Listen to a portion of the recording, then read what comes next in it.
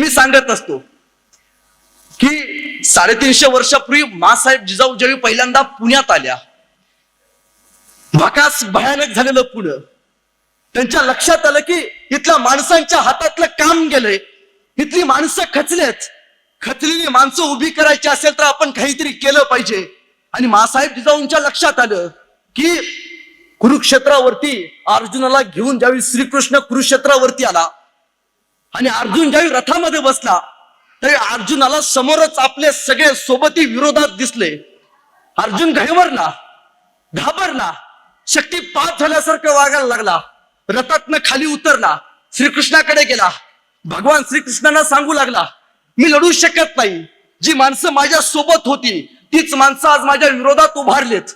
भगवान श्रीकृष्णांना वाटलं अर्जुन शक्तीपात झालाय, तो संकटात सापडलाय, संकटात सापडलेलं शरीर उभं करायचं असेल तर पहिल्यांदा त्या शरीरावरच्या मनावरती आपण संस्कार केला पाहिजे. आणि त्यावेळी भगवान श्रीकृष्णाने कुरुक्षेत्रावरती अर्जुनाला भगवत गीता वाचून दाखवली. ती भगवत गीता पिढ्यानपिढ्यांना खऱ्या अर्थानं प्रेरणा देऊन गेली.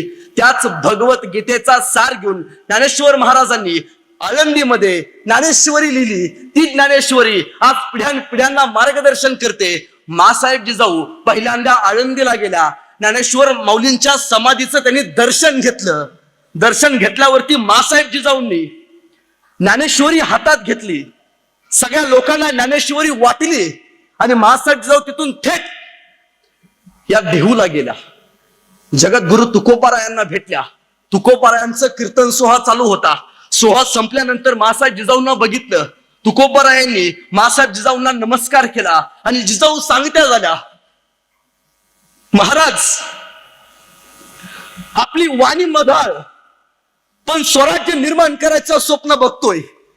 महाराज आपल्या या कीर्तनातून असे पाईक घडवा जे स्वराज्याच्या उपयोगा पडतील.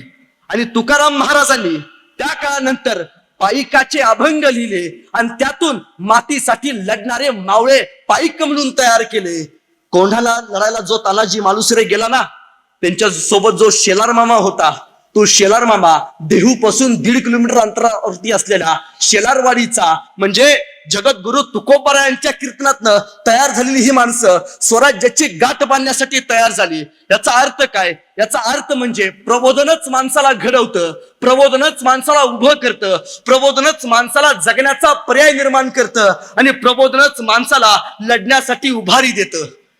हे ऐकणं जितकं महत्वाचं आहे तितकंच आचरणात आणणं सुद्धा महत्वाचं आहे. माझे एक अत्यंत लाडकी आणि सुंदर कथा आहे साहेब. 1-2 महिन्यापूर्वी मी बस स्टँड वरती बसलो होतो. माझी बस आली, मी बसमध्ये बसलो. बसमध्ये बसल्यावरती एक अधिकारी, एक साहेब माझ्या शेजारी येऊन बसले. रिटायर साहेब होते. बस जायला निघाली, पण जायच्या अगोदर आपल्या बस स्टँड वरती एक गोष्ट असते. आजूबाजूला सगळे लोक खाद्य विक्री करत असतात. कोणी पाणी विकत असतं, कोणी पेपर विकत असतं, कोणी बिस्किट विकत असतं. एक पेपरवाला पेपर विचारत गेला, पेपर पाहिजे का, पेपर पाहिजे का. अख्खी एसटी शांत होती. माझ्या शेजारी जे व्यक्ती बसले होते, जे अधिकारी बसले होते, त्यांनी खिशातली चिल्लर बाहेर काढली, 1, 2, 3 बोटावरती मोजली आणि परत खिशात चिल्लर ठेवली. मी ते कुतूहलानं बघत होतो. एसटी जायला निघाली. एसटी जशी जायला निघाली तसं त्या अधिकाऱ्याने परत खिशात हात घातला, खिशातली चिल्लर बाहेर काढली, चिल्लर परत मोजली आणि पेपरवाल्याला हाक मारली, एक पेपरवाल्या एक पेपर दे ना. पेपरवाला पळतच आला. त्यांनी ती चिल्लर त्या पेपरवाल्याच्या हातात दिली. पेपरवाल्याने खिडकीतलाच पेपर त्या अधिकाऱ्यांच्या हातात दिला आणि एसटी निघून गेली. मला प्रश्न पडला, बराच वेळ झाला एसटी स्टँड वरती होती, पेपरवाला 10 वेळा एसटीत आत येऊन गेला, ट्रेनने पेपर विकत घेतला नाही, मग जायच्या एवढी गडबड का केली. मी विचारलं का हो, बराच वेळ एसटी स्टँड वरती होती, तुम्ही पेपर घेतला नाही आणि जायच्या वेळी इतकी गडबड का केली. ते म्हणले जायच्या वेळी गडबड यासाठी केली कारण माझ्याकडे जे चिल्लर होते त्या चिल्लर मधला 1 रुपया खोटा होता. मला कौतुक वाटलं, म्हणजे खोटी बनवणारी माणसं सुद्धा या जगात आहेत. एसटी बराच वेळ पुढे झाली आणि त्या अधिकारी परत हसायला लागले. मला काही समजेना. मी जवळ गेलो, साहेब काय झालं. ते म्हणले काय नाही, त्याने सुद्धा पेपर कालचाच दिलाय म्हणले.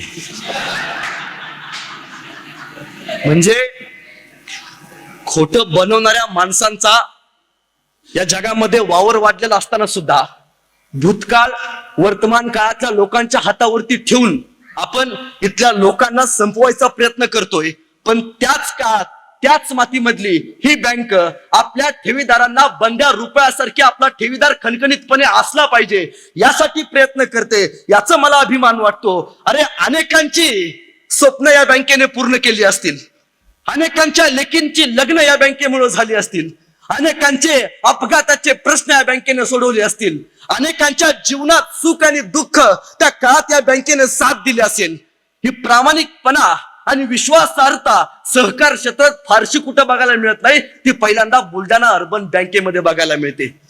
मी असं का सांगतो? त्या प्रत्येक गोष्टी मागे काहीतरी कारण आहे. खर तर बँकेचे जे संस्थापक आहेत राधेश्यामजी चांदक, त्यांचा इतिहास तुम्हाला माहिती आहे. 4 वर्षापूर्वी बुलढाण्यामध्ये राधेश्यामजी चांदक यांना अपहरण करण्याचा प्रयत्न केला. काही युवकांनी अपहरण करण्याचा प्रयत्न केला, पण ते डाव निष्ठून झाला. पोलिसांनी त्या युवकांना पकडलं आणि बुलढाणा बँकेचे अध्यक्ष असलेल्या राधेश्यामजी चांदक यांना बोलवलं. त्या पकडलेल्या युवकांना बघितलं आणि राधेश्यामजी त्या युवकांच्या समोर गेले आणि युवकांना फक्त एकच प्रश्न विचारला, का रे, अशी कुठली मजबुरी होती की तुम्ही मला अपहरण करण्याचा प्रयत्न केला? त्या तरुण पोरांनी मान खाली घातली आणि राधेश्यामजी यांच्याकडे बघितलं. साहेब, नोकरी नाही, नोकरी नसल्यामुळे घरात पैसे येत नाहीत, आर्थिक खऱ्या अर्थानं अडचण आहे आणि आर्थिक अडचण असल्यामुळं साहेब मला काहीतरी केलं पाहिजे, पैशांसाठी जुगार केला पाहिजे, यासाठी आम्ही सगळ्यांनी मिळून तुम्हाला अपहरण करण्याचा प्रयत्न एक डाव रचला. राधेश्यामजी पोलीस स्टेशन मध्ये गेले, त्यांच्या समोर बसले आणि त्यांनी सांगितलं, साहेब, या पोरांवरती असलेले सगळे आरोप पाठीमागे घ्या, मी माझी केस मागे घेतो. त्यांनी त्यांची केस मागे घेतली आणि 3 दिवसांनी त्या युवकांना स्वतःच्या घरावरती बोलवलं. ते युवक राधेश्यामजी यांना भेटायला घराकडे गेले. राधेश्यामजी यांनी त्या युवकांना एकदा बघितलं. युवकांना प्रश्न पडला होता. युवकांनी विचारलं, राधेश्यामजी, आम्ही तुम्हाला अपहरण करायचा प्रयत्न केला, तुम्हाला जीवे मारण्याचा आमचा प्रयत्न होता, तरी सुद्धा तुम्ही आमची तक्रार मागे घेतली ना आम्हाला निर्दोष सोडवलं, असं का केलं? राधेश्यामजी यांनी एकदा त्या युवकांकडे बघितलं, मंद स्मित केलं आणि ते म्हणाले, आर्थिक अडचण हे कोणाच्या आयुष्यात येत असते, पण मला वाटतंय की माझ्यामुळं माझी येणारी तरुण पिढी तुरुंगात सडक पडली नाही पाहिजे. पोरांनो, तुम्हाला पैशाची गरज आहे ना, आजपासून आमच्या बँकेमध्ये तुम्हाला नोकरी द्यायची कामी मी पहिल्यांदा करतो. संस्कार काय शिकवतोय? संस्कार काय शिकवतोय? जो हरलाय, जो संकटात सापडलाय, त्या संकटात सापडलेल्या माणसाच्या पाठीमागं भक्कमपणे उभा राहणं हे कर्तृत्व, हे काम आपलं असतं. ते काम खऱ्या अर्थानं आज तुमची बँक करते. पण हे नियोजन करत असताना आपण कायम एक गोष्ट लक्षात ठेवली पाहिजे. आपण कधी आपल्या भावनांवरती नियंत्रण केलंय का हो? बर, भावनांवरती नियंत्रण करता आलं तर आयुष्य फक्त जगायचं म्हणून जगायचं का हो? नाही. आपलं 15 वर्ष मोठेपण होण्यात जातं आणि 50 वर्षानंतर मोठं झालेलं काही कळत नाही. मध्ये फक्त 25 वर्ष उरतात. जे काय आयुष्यात कमवायचं आहे, जे काय आयुष्यात मिळवायचं आहे, ते फक्त या 25 वर्षात मिळवायचं आहे. पण या 25 वर्षासाठी आपण आपल्या जीवनाचं किती नियोजन करतो? आपण घर बांधायला काढतो कधीतरी. आपण असं करतो का, संध्याकाळी इंजिनियरला भेटतो, उद्या सकाळी खड्डा काढायला चालू कर, घर बांधून टाकू? नाही. 2 महिने अगोदर, 2 वर्ष अगोदर डोळ्यात स्वप्न बघितलं असतं, या जागेवरती माझी इमारत असेल. 1000 वेळा त्या जागेपासून आपण फेरफटका मारतो. इंजिनियर साहेबांकडे जातो, त्या घराचं डिझाईन तयार करून घेतो, वास्तुशास्त्राकडे जातो, वास्तुशास्त्र बघून घेतो, सगळ्या गोष्टी जिथला तिथं तयार करतो. एक घर बांधण्यासाठी आपण इतकं मोठं नियोजन करतो. आपण आपल्या तरुण पिढीसाठी किती नियोजन केले? आपण आपल्या मुलांसाठी किती नियोजन केले? छत्रपती शिवाजी महाराज कोणाच्याही पोटी जन्माला नाही येत, त्याला शहाजीराज बनावं लागतं. जगद्गुरु तुकोबराय कुणाच्या अंगणात नाही खेळत, त्याला बोलोबा असावं लागतं. ज्ञानेश्वर महाराज कोणाच्याही घरी जन्माला नाही येत, त्याला विठ्ठल पंत बनावं लागतं. तुमचा बाप कोण आहे हे तुमच्या हातात नसतं, पण तुम्ही कुणाचं बाप व्हावं हे मात्र तुमच्या हातात असतं. त्यासाठी आपण आयुष्यभर जगलं पाहिजे. आपली पिढी कोण होणार आहे, आपल्यामुळं आपल्या पोरांचं नाव काय होणार आहे, यासाठी आपण आपल्याला स्वतःला समर्पण केलं पाहिजे. ही सगळी गोष्ट ऐकत असताना, नियोजन ऐकत असताना तुम्हाला माहितीये नियोजनाचा सगळ्यात मोठा उत्कृष्ट उदाहरण कोण असेल तर जगात एकमेव उदाहरण आहे, ते म्हणजे छत्रपती शिवाजी महाराज. जन्माला आल्यावरतीच ठरवलंय की आयुष्याचं नियोजन कसं करायचं आहे. अरे जन्माला नव्हे, आईच्या पोटात असताना त्यांचं ठरलंय की असं असं करायचं आहे. एकही लढाई अशी नाही, आयुष्यात एकही मोहीम अशी नाही की ज्याचं नियोजन महाराजांनी केलं नाही. एकही नाही, आयुष्यात एकही नाही. फक्त एका गोष्टीचं नियोजन नाही करता आलं महाराजांना, ते म्हणजे महाराजांचा मृत्यू. ती एकमेव गोष्ट महाराजांनी कधी नियोजन करून केली नाही. आयुष्यात जन्मल्यापासून मरेपर्यंत जे जे यश मिळवलं ना, ते यश सगळं महाराजांनी नियोजनाच्या माध्यमातून मिळवलं. आपण सुद्धा नियोजन केलं पाहिजे. पण नियोजन करत असताना एक गोष्ट लक्षात घेतली पाहिजे की नियोजनाबरोबर आपल्याकडे निर्णय क्षमता सुद्धा तेवढीच असली पाहिजे. आमचं स्वप्न फार मोठं असतं, इतकं मोठं घर बांधेन, त्या घराला इतकं मोठं सोन्याचं झालर लावेन, फक्त स्वप्न असतं. निर्णय घेतो का हो? इथं अनेक माणसं असतील, वयाच्या 50व्या वर्षी त्यांना वाटत असेल 22व्या वर्षी तो जर निर्णय मी घेतला असता ना, तर आज इतक्या संपत्तीचा मालक मी झालो असतो. फक्त काय घेत नाही आपण, निर्णय घेत नाही. निर्णय घेत नाही त्यामुळे आपल्याला अपयशदारी येतं. निर्णय घ्यायचा असेल तर पहिल्यांदा आपल्या अंगातलं धाडस तयार केलं पाहिजे. निर्णय घ्यायचा म्हणजे काय हो? चंद्रावरती पहिलं पाऊल ठेवलं, त्या माणसाचं नाव काय? काय नाव? नील आर्मस्ट्रॉंग. बरं, नील आर्मस्ट्रॉंग चंद्रावरती पाऊल ठेवणार होता का? नाही. याचं उत्तर आहे नाही. कारण तो काय तर आकाशात उडण्याचा अनुभव नव्हता, त्याच्याकडे लिडरशिप नव्हती. खर तर अमेरिकेच्या नासा या संशोधन केंद्राच्या अपोलो विमानाचं म्हणजे चंद्रावरती उतरणाऱ्या त्या विमानाचं खऱ्या अर्थानं मार्गदर्शन, चंद्रावरती उतरण्याचं काम जर कोण करणार असेल तर ते एल्डिन अल्डारिन करणार होते. ते अमेरिकेचे नौसैनिक होते, त्यांना स्काय फ्लायचा अनुभव होता. त्यांची निवड झाली. प्रथम पायलट म्हणून अल्डारिन आणि सेकंड पायलट म्हणून नील आर्मस्ट्रॉंग बसले होते. जहाज गेलं, चंद्राच्या कक्षात गेलं, चंद्राच्या जवळ गेलं. आता अल्डारिन समोर जाणार, चंद्रावरती पाऊल ठेवणार आणि अमेरिका अखंड जगात आपलं नाव कोरणार. हा प्रसंग जवळ आला होता. अल्डारिननं एकदा चंद्राकडे बघितलं आणि त्याच्या लक्षात आलं, या चंद्रावरती गुरुत्वाकर्षण जर नसलं तर, या चंद्रानं जर मला खेचूनच घेतलं तर याचं काय होईल? घाबरला, थांबला. 10-15 मिनिटं वेळ घेतली.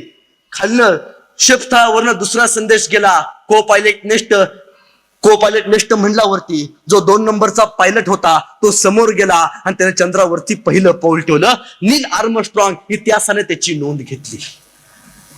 काय चुकला? फक्त वेळेवरती निर्णय घेतला नाही. निर्णय जर घेतला असता, इतिहास अल्डारिनना नाही लक्षात ठेवत, इतिहास नील आर्मस्ट्रॉंग यांना लक्षात ठेवतो. का? एका क्षणात त्या माणसाने निर्णय घेतला. संकट किती येऊ द्या, पण संकटावरती, भावनांवरती नियंत्रण करून आपल्याला यश कसं मिळवता येईल याच्याकडे आपण खऱ्या अर्थानं बघितलं पाहिजे. बर, संकट झाली, आपण धैर्यवान बनलो, पण धैर्यवान बनत असताना आपण आपल्या अंगातली संकटाबरोबर लढण्याची क्षमता किती वाढवली हो?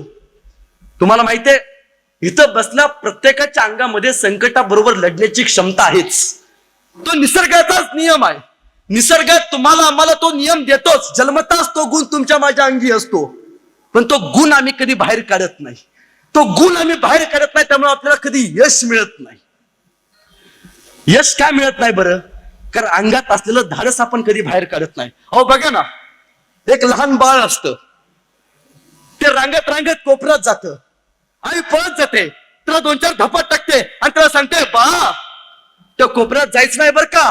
त्या कोपऱ्यात काही असतो, त्या कोपऱ्यात भाऊ असतो, त्याला माघारी घेऊन येते. आता पोराची जात, आईने जिथं सांगितलं नाही जायचं म्हणून तिथं 100% जाणार. ते पोरग रांगत रांगत रांगत त्या कोपऱ्यात जातं. आई पळत जाते, 2-4 धपाट टाकते, अरे तुला सांगितलंय ना त्या कोपऱ्यात जाऊ नको, त्या कोपऱ्यात भाऊ असतो, त्याला माघारी घेऊन येते. ते पोरग लय हुशार, उठून उभा राहतं, चालत चालत परत कोपऱ्यात जातं. आई परत जाते, 2-4 धपाट टाकते, अरे तुला सांगितलं ना त्या कोपऱ्यात जाऊ नको, त्या कोपऱ्यात भाऊ असतो, मारते, माघारी घेऊन येते. ते पोरग पुढे मोठं होतं, पण उभ्या आयुष्यात मरेपर्यंत त्या कोपऱ्यात जात नाही. 2 पोराचं बाप झालं तरी कोपऱ्यात जायला भीतं का? आईने सांगितले त्या कोपऱ्यात काय असतो. तुम्ही आम्ही कधी भाऊ बघितलाय का? भाऊ नावाची गोष्ट कुठं असते का? म्हणजे आमच्या पोरांच्या मनगटामध्ये ताकद आहे, आमच्या पोरांच्या मनगटामध्ये धाडस आहे, पण ते धाडस आम्ही लपवलंय. पोरग म्हणतो आईला, आई एक चहाचा स्टॉल टाकायचा म्हणतो. अरे गप्रे, नोकरी करतोयस ती कर ना. अरे नाही आई, गावात चहाचा स्टॉल खूप मोठा चालेल. हे आपण शिंदे, आपण पाटील, चहाचा स्टॉल नाही नाही नाही, ते बंद कर. पोरांनो, आयुष्यात लाज वाटत असेल ना तर कुठलाही धंदा 300 किलोमीटर नंतर करा. धंद्यातली लाज संपून जाते, कारण 300 किलोमीटर नंतर तुम्हाला ओळखणार कोणी नसतं. पण बिझनेस चालू करताना, धंदा चालू करताना निर्णय घेत असताना तो निर्णय योग्यच आहे का याचा सुद्धा विचार केला पाहिजे. मी असं का म्हणालो, साहेब आमच्या इथं कवटेमंकाळचं स्टँड जरा बाहेर आहे, जरा लांब आहे. आमच्याच गावातल्या 4 मित्रांनी एकदा निर्णय घेतला, आपण काहीतरी काम केलं पाहिजे, बिझनेस केला पाहिजे. काहीतरी मोटिवेशन घेऊन त्यांनी ऐकले, म्हणजे आता आपण केलंच पाहिजे. त्या 4 मित्रांनी एक रिक्षा विकत घेतली, आमच्या बस स्टँडच्या शेजारी लावली. त्या 4 मित्रांनी रिक्षा घेतल्यावरती स्टँडला लावली, म्हणजे आता भाडं मिळतील. त्या 4 मित्रातले 3 मित्र रिक्षाच्या पाठीमागच्या सीटवरती बसले, एक जण पुढे बसला. लोक यायची, रिक्षात बघायची, पुढून जायची. रिक्षा फुललं. धंदा 2 महिने चालला. म्हणला त्यात काही यश नाही, लोकच येतात. लोक कशी येणार बरं?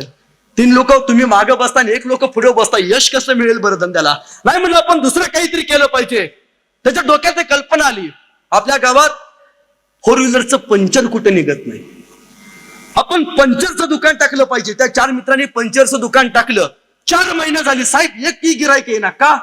कारण या 4घांनी पंक्चरचं दुकान 4थ्या मजल्यावरती टाकलं होतं.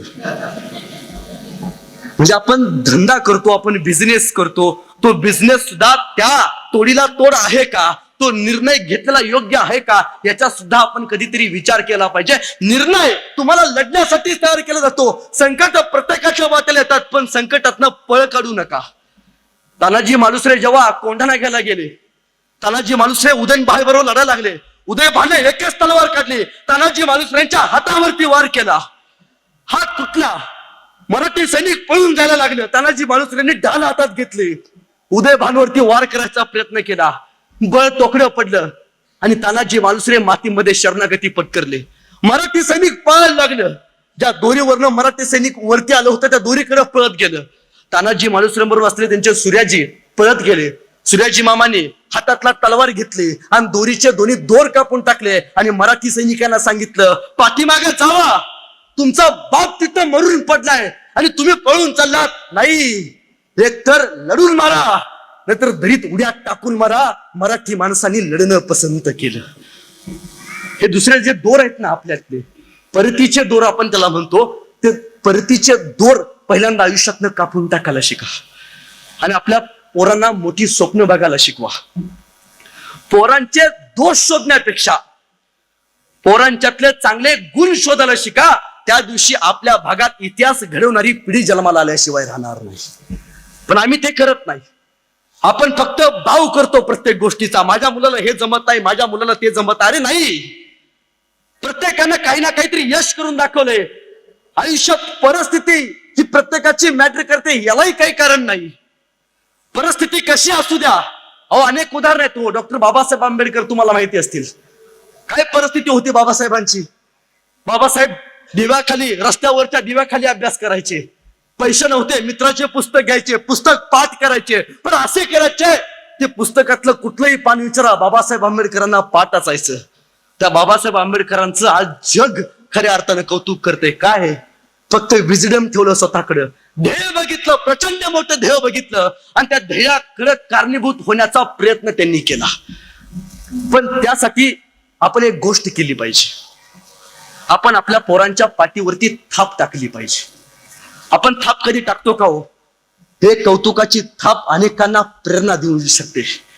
मासाहेब जिजाऊ ज्यावेळी पुण्यात आल्या ना, तरी पुण्यात मासाहेब जिजाऊंनी शेतकऱ्यांना गोळा केलं आणि सांगितलं, तुम्ही शेती करा. मासाहेब जिजाऊंच्या आज्ञेने शेतकऱ्यांनी शेती करायला चालू केली. शेती बहरली, पिकं मोठी झाली, पण रानटी जनावर यायची, पिकात शिरायची, पीक हैदूस करून टाकायची. काही शेतकरी मासाहेब जिजाऊंकडे आल्या, मासाब, ओ मासाब, तुम्ही शेती नांगरून दिली, शेतीसाठी अवजारं दिली तुमच्या पतसंस्थेतनं स्वराज्य नावाच्या, पण मासाब रानटी जनावरं येतात, हैदूस घालतात, मासाब काहीतरी करा. आणि त्यावेळी मासाहेब जिजाऊंनी पहिली योजना काढली, जो कोणी रानटी जनावरांचा बंदोबस्त करेल त्याला मी माझ्या हातातलं सोन्याचं कडं भेट म्हणून देणार. अखंड गावात दिवणी पिटवली. हे काही 30 वर्षाचं पोरग एके दिवशी सायंकाळी रानटी जनावराला पकडलं, रक्ताने घाया झालं आणि रात्री 1 वाजता ते जनावर खांद्यावरती घेऊन मासाहेब जिजाऊंच्या राजवाड्यापाशी आलं. बाहेर अधिकारी उभारले होते. सेनापतींनी सांगितलं, सेनापती मला मासाहेब जिजाऊंना भेटायचं आहे. अरे बाबा, रात्रीचे 2 वाजलेत, जिजाऊ झोपले असतील, उद्या सकाळी तुझी भेट घालून देतो. नाही, मला आत्ताच मासाहेब जिजाऊंना भेटायचं आहे. हे सगळा दंगा ऐकून आत मासाहेब जिजाऊ झोपलेला उठल्या, बाहेर आल्या, महादरवाजात आल्या, त्या पोराला बघितलं. मासाब, ओ मासाब, तुम्ही सांगितलं होतं ना व, जो कोणी रानटी जनावराला पकडेल आणि त्याची शिकार करून तुम्हाला दाखवायला आणेल त्याला तुम्ही सोन्याचं कडे देणार. हे बघा मासाब, आणलंय ना व. मासाब म्हणाल्या, अरे मी फक्त रानटी जनावर मारून त्याचं शिंग आणायला सांगितलं होता, तू अख्खं जनावर आणायचं काय कारण होतं? आणि बाबा, उद्या सकाळी आला असता तर मी काय तुला सोन्याचं कडं दिलं नसतं का? तसं ते पोरग सर्र करणं मागे सरलं. मासाब, सोन्याच्या कड्यासाठी नाही आलो मासाब, तुमच्या कौतुकाची थाप माझ्या पाठीवरती पडावी यासाठी आलो मासाब. मासाब, सोन्याचं कडं मला नको आहे मासाब. मासाहेबांनी त्या पोराला बघितलं, त्या पोराच्या पाठीवरती थाप टाकले आणि मासाहेब निघून गेला. तेच पोरग पुढे तानाजी मालुसरे म्हणून छत्रपती शिवाजी राजांच्या पाठीमागे उभा राहिलं. एक प्रेरणेची थाप एका सर्वसामान्य माणसाला तानाजी मालुसरे बनवू शकते. मग आपण आपल्या पोरांच्या पाठीवरती तापलेली थाप हे किती आपल्या मुलाला मोठं आणि उच्च दर्जाचं शिक्षण देऊ शकते, याचा विचार करणं आज महत्वाचं आहे. एका राज्यात एक राजा होता. तो राजा दिवसभर त्याचं एक काम होतं की आपल्या राज्यातला एकही माणूस दुःखी नसला पाहिजे. तो दिवसभर सगळीकडे फिरायचा, सगळ्यांचं दुःख जाणून घ्यायचा. शेवटी तो एका लोहाराकडे गेला, एका लोहाराच्या पाशी जाऊन बसला. त्याने ते बघितलं, तो लोहार भट्टीवरती खऱ्या अर्थानं ते भांडणं तयार करतो, ते भांड तयार करतात, अनेक अवजार तयार करतोय. त्या लोहाराचं ते कष्ट बघितलं आणि त्या महाराजांनी, त्या राजानं आपल्या प्रधानाला बोलवून घेतलं आणि प्रधानाला सांगितलं, या लोहाराला आपल्या राज्यातली चंदनाची बाग भेट म्हणून द्या. प्रधानाने राजाची चंदनाची बाग त्या लोहाराला भेट म्हणून दिली. राजाला वाटलं होतं ह्याच्या आयुष्यातलं दुःख संपलं, चंदनाची बाग मी याला भेट म्हणून दिली. वर्ष झालं, 1.5 वर्ष झालं, राजाने ठरवलं आपण त्या लोहाराला चंदनाची बाग दिली होती, त्या लोहाराला एकदा भेटलं पाहिजे. तो राजा आपल्या प्रधानाला घेऊन लोहाराकडे आला, चंदनाच्या बागेत जवळ आला. त्याला सगळी चंदनाची बाग राख झालेली दिसली. राजा लोहाराच्या जवळ आला. अरे मी तुला चंदनाची बाग दिली होती की काय केलंस? हा महाराज, तुम्ही बाग दिली होती, फार चांगलं काम केलं महाराज. तुम्ही पूर्वी लाकडं मिळत नव्हती, लाकडं लांब आणायला लागत होती. महाराज, तुम्ही चंदनाची बाग दिली, मी एक चंदनाचं लाकूड तोडलं, भट्टीत घातलं आणि त्याच्यावरती 200-300 रुपयाची अवजारं तयार केली. राजानं डोक्याला हात लावला, आपल्या प्रधानाला बोलवलं आणि सांगितलं, चंदन विकत घेणाऱ्या एका व्यापाऱ्याला बोलव. त्या राजानं चंदन विकत घेणाऱ्या एका व्यापाऱ्याला बोलवून आणलं आणि महाराजांनी विचारलं, बाबा, या चंदनाच्या एका झाडाची किंमत किती होईल? तो व्यापारी म्हणाला, राजे, या चंदनाच्या बागेच्या एका झाडाची किंमत फक्त 1.5 लाख रुपये होईल. लोहारानं डोक्याला हात लावला. 1.5 लाखाची झाडं मी 200-300 रुपयाची अवजारं बनवण्यासाठी अशी मी माझ्या भट्टीत घातली. याचं कारण त्या लोहाराला त्या चंदनाचं मोल कळालं नव्हतं. खऱ्या अर्थानं बुलढाणा बँक ही सुद्धा चंदनाची बाग आहे. ज्याला बँकेचं मोल कळालं त्याला आयुष्याचं चंदन करून घेता आलं. ही सगळ्यात मोठी वस्तुस्थिती.